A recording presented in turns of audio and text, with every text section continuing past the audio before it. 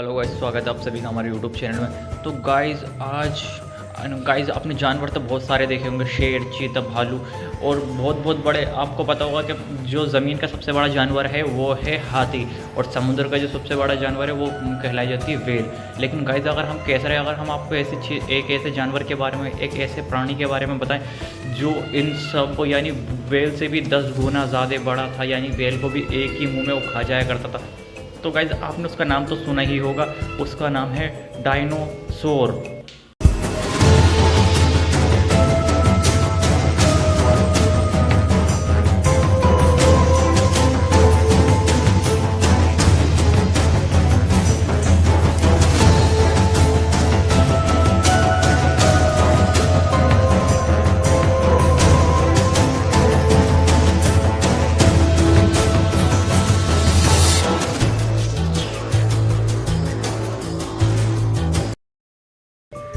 तो गाइज आज हम आपको डायनासोर के बारे में ही बताएंगे कि उसकी उत्पत्ति कैसे हुई, यानी उसका जन्म कैसे हुआ, कितने साल पहले डायनासोर पृथ्वी पर राज करते थे और कितने प्रकार के डायनासोर्स पृथ्वी पे थे, और किस तरीके से पृथ्वी पे से डायनासोर्स का अंत हो गया, यानी क्यों आज के टाइम पे डायनासोर नहीं, क्यों आज के टाइम पे डायनासोर को देख नहीं पाते, और आखिर कौन से साइंटिस्ट ने उसकी खोज करी थी डायनासोर्स की हड्डियों की। पहली बार कौन से साइंटिस्ट उसके जीवाश्मी हड्डी में।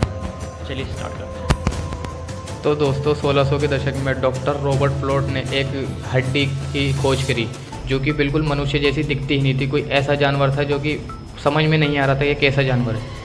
तो उन्होंने बताया कि ये जो है मनुष्य के निचले हिस्से जैसी, यानी कि मानव के नीचे के हिस्से जैसी है।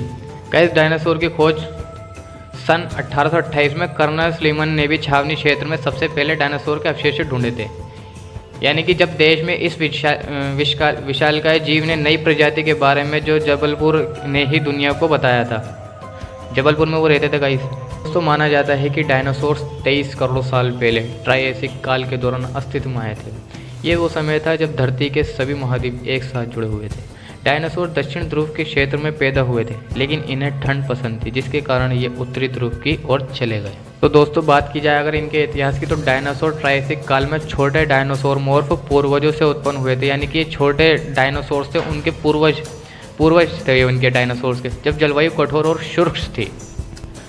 तो दोस्तों हमने आपको बता दिया है कि जो डायनासोर्स थे वो 23 करोड़ साल पहले अस्तित्व में आए थे। तो सबसे पहले जो थे रोबोट ने खोज करी थी उनकी हड्डियों की। उनको हड्डियाँ मिली, लेकिन वो पहचान नहीं पा रहे थे वो हड्डियाँ किस चीज़ की हैं।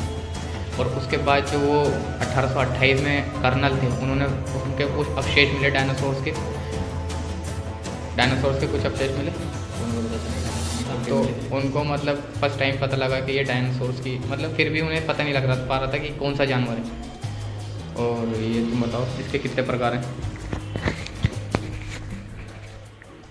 तो गाइज डायनासोर 2 प्रकार के थे, एक शाकाहारी एक मांसाहारी। और गाइज इसमें भी 2-3 टाइप्स के डायनासोर थे, एक उड़ने वाले थे, एक ज़मीन पे रहने वाले थे, और एक थे समुद्र में रहने वाले। तो गाइज अब तक जो डायनासोर्स के जीवाश्म खोजे जा चुके हैं तो 900 तो विशेष यानी बड़े बड़े डायनासोर के अवशेष खोजे जा चुके हैं, और जिसमें अलग 1000 छोटी मोटी प्रजाति के डायनासोर के अवशेष खोजे जा चुके हैं। तो गाइस अब हम आपको बताएंगे कि डायनासोर्स के नाम क्या क्या है, मतलब कौन कौन से मुख्य डायनासोर्स के हम आपको नाम बताते हैं। चलिए स्टार्ट करते हैं। तो हम आपको बताते हैं टाइप्स ऑफ डायनासोर्स के बारे में। स्क्रीन पर आप देख रहे हैं जो पहले नंबर पे सींगों वाला, उसको कहते हैं हम ट्राइकेराटॉप्स।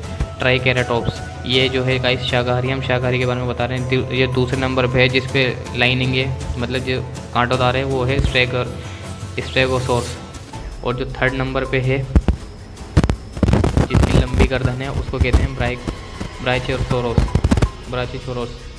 और जो लास्ट में जो बीच वाले में है उसका नाम है एंकिलोसोरस। ये गाइस शाकाहारी हैं सारे। अब हम आते हैं मांसाहारी के बारे में। जो सबसे टॉप पे जो बीच में है उसका नाम है ट्राइनोसोरस रेक्स।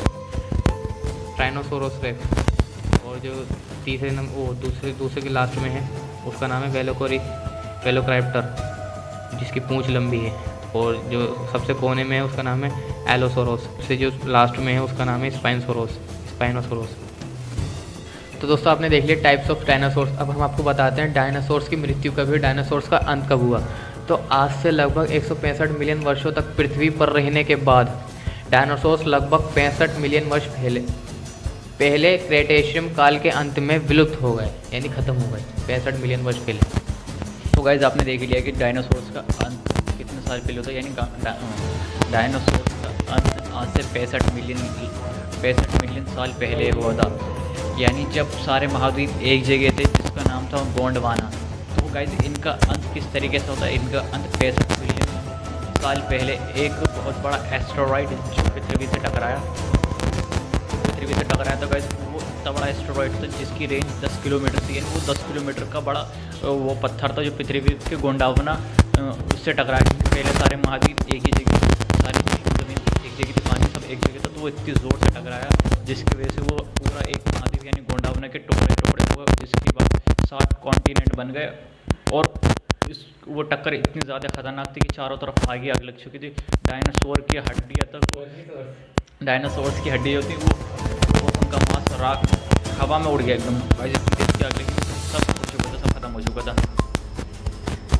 वीडियो तो नहीं, वीडियो नहीं लगी है।